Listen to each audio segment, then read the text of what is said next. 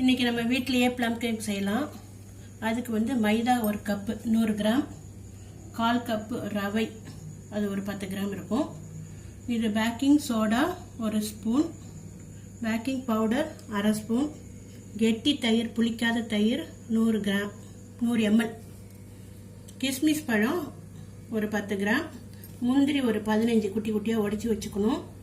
1 cup மைதா எடுத்தாலும் 1 cup வந்து ஜீனி, ஒரு 5 ஏலக்காயை தோல் எடுத்துட்டு வச்சிருக்கிறேன், 2 கிராம்பு, ஒரு சின்னதாக பட்டை. இப்போ நம்ம ஜீனியை கேரமல் பண்ணணும். அதுக்கு வந்து ஒரு கெட்டி வானலில் ஒரு 1/4 கப்பு ஜீனியை சேர்த்துக்குங்க. இதை வந்து தண்ணி விடாமல் நல்லா வறுத்தோம்னா கனி கலருக்கு வந்துடும். இப்போ ஜீனியில் இருக்கிற வாட்டர் எவாப்ரேட் ஆனோன்னே இந்த கலர் வந்துடும். இந்த கலர் வந்தோடனே கேஸ் ஆஃப் பண்ணிவிட்டு வெந்நீரை வந்து மேலே படாமல் கொஞ்சம் கொஞ்சமாக இதில் சேர்க்கணும்.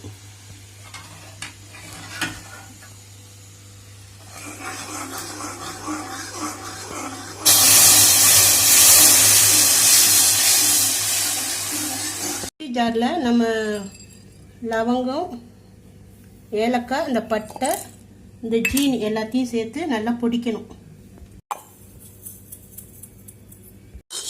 இந்த கேரமலோட ஃபஸ்ட்டு ரவையை சேர்த்துக்குங்க, அடுத்தது மைதா, நல்லா போட்டு நல்லா மிக்ஸ் பண்ணிவிட்டு இதோட பேக்கிங் சோடாவும் பேக்கிங் பவுடரும் சேர்க்கணும்.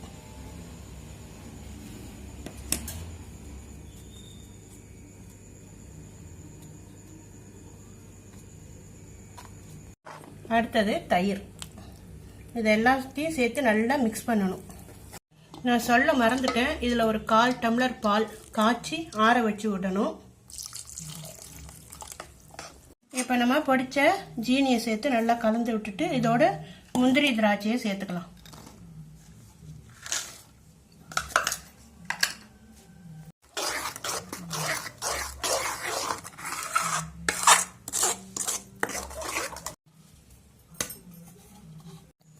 இதை ஒரு 10 நிமிஷம் அப்படியே விட்டுருங்க. ஏன்னா நம்ம ரவை சேர்த்துருக்கோம் இல்லையா, அது வந்து கொஞ்சம் ஊறணும்.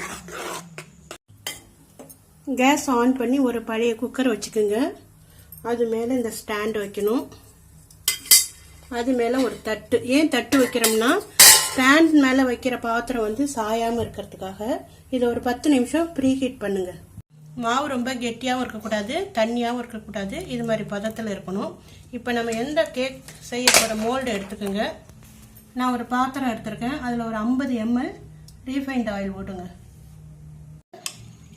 சேர்த்து விடணும். இந்த பாத்திரத்தை நல்லா டேப் பண்ணணும், அப்போ தான் மாவு சமமாக பரவி வரும்.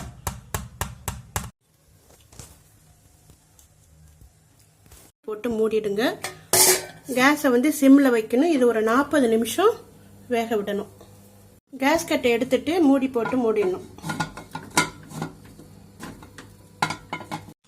இப்பொழுது சுவையான மணமான ப்ளம் கேக்கு தயாராகிடுச்சு.